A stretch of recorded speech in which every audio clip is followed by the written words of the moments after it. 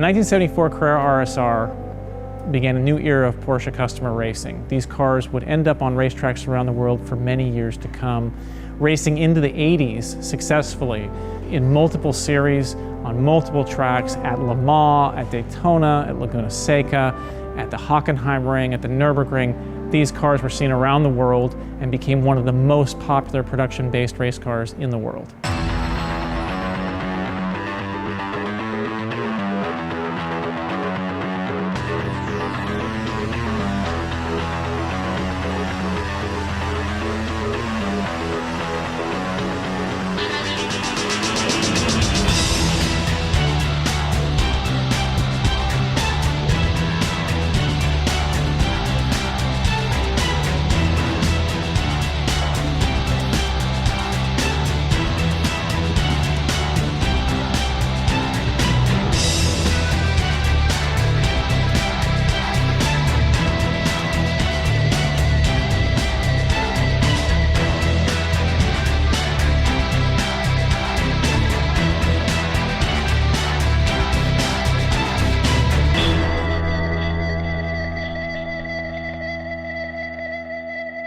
The reason why Porsche has always been fascinating to me is that the cars have always been a minimalist choice. They do more with less.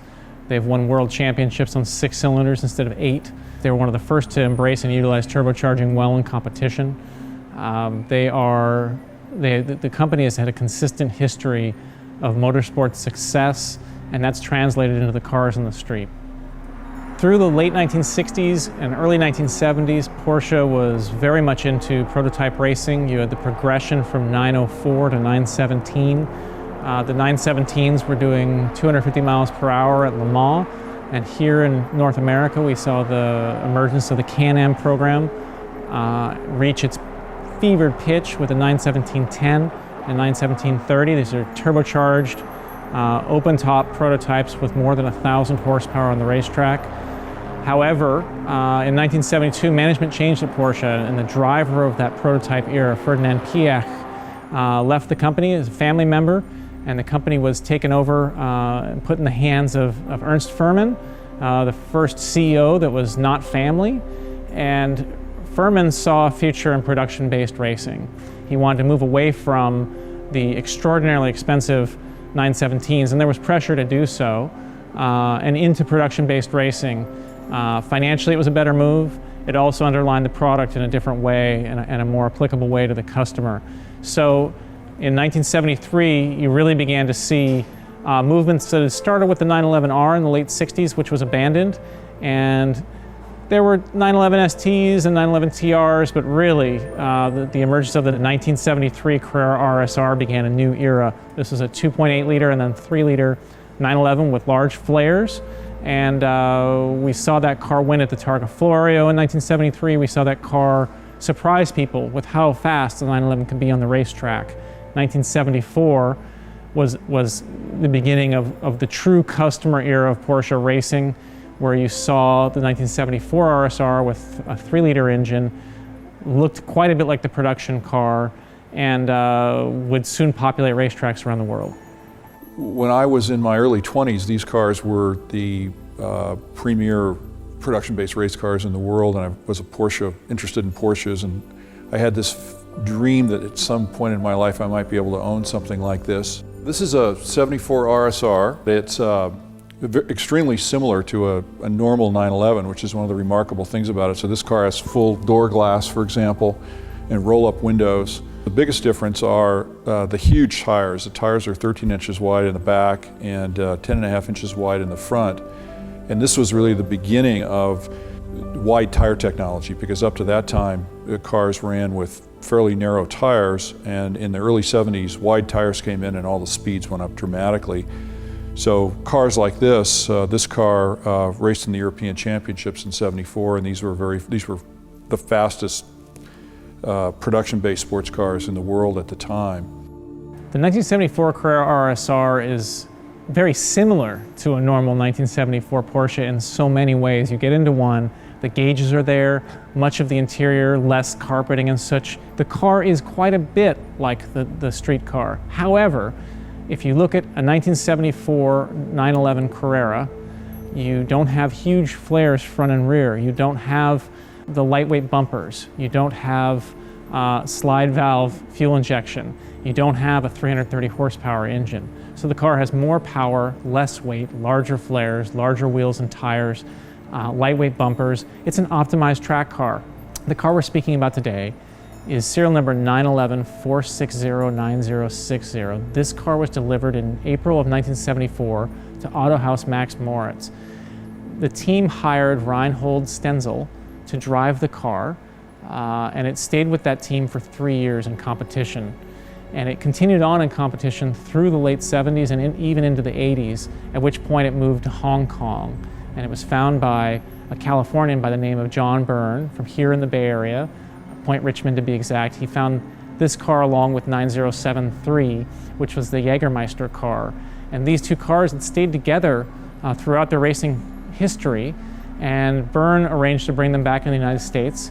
He sold the car to Larry and Jan Grove as part of the deal in getting the cars into the States, and the two cars were restored. Eventually the car was sold on to Jim Edwards from Arizona and is now in the hands of Tom Van Overbeck. A friend, John Byrne, and I had talked off and on about maybe going together on a race car, and he found out about these two RSRs over in Hong Kong. They became uncompetitive in Europe in the late 70s, and so I guess a lot of them started going to Hong Kong, where they sort of had their own series over there. And so it turned out he bought one car and we bought the other one, and then started doing research on the cars and all that.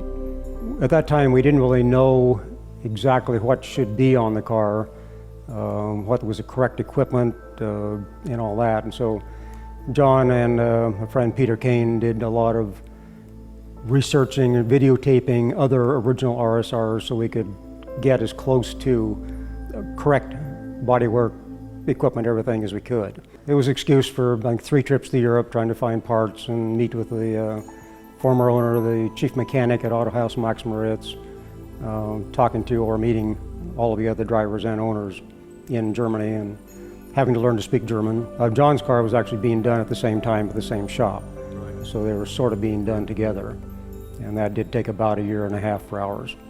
We did some Porsche Club time trials. We also ran hill climbs in Oregon and Idaho. Got into the SCCA vintage racing, and so we never rode. We drove at Laguna Seca, but not in the historics. We did do the Wine Country Classic. I drove that several years, and when we moved to Oregon, I ran the Portland Historics. I've never driven a race car that was more balanced and easy to drive. I mean, you can get this thing so sideways and it's completely controllable. Part of it is because the car's set up pretty soft. My normal race car, which is a Spec 911, has a much narrower band between being on the road and being out of control, whereas this thing, you feel like you can do anything with the car. It's just a beautifully designed car. And basically it's stock. There's nothing in the shocks or the spring rates or the anti-roll bars. It's as it was raced in '74. So I have to believe that one of the reasons they were so successful is these cars were so easy to drive. What I was struck by more than anything when I drove this car was how similar it was driving around the paddock to my 1979 911 SC. However, when you get on the car, when you get into the throttle, the noises, the sounds, these are 911 intensified. Slide valve injection, minimal air filtration as compared to a street car, louder exhaust, so it's going to be a much louder experience. The car has tremendous mechanical grip afforded by the slicks at both ends. The brakes are very impressive, 917 derived, center lock attachment for the wheels. So the car is more grip, more speed, less weight, better under braking than a street car. All the things you'd expect. These are wonderful cars, and it was really a privilege to drive one.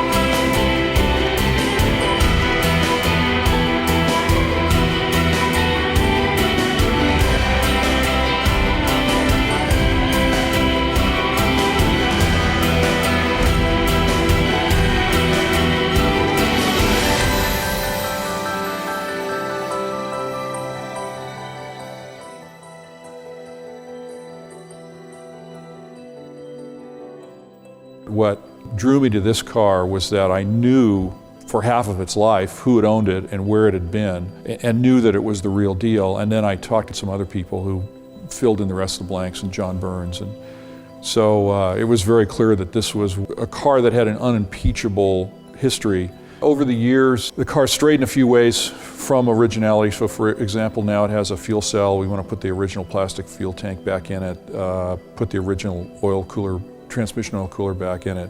We're going to rebuild the brake system this winter, change the gearing, but basically our goal is to make it as original as possible. I'm really excited that 9060 is now in the hands of Tom Van Overbeck, who will continue to race this car. I'm so glad to see that this particular car will continue to be in motion on track for many years to come.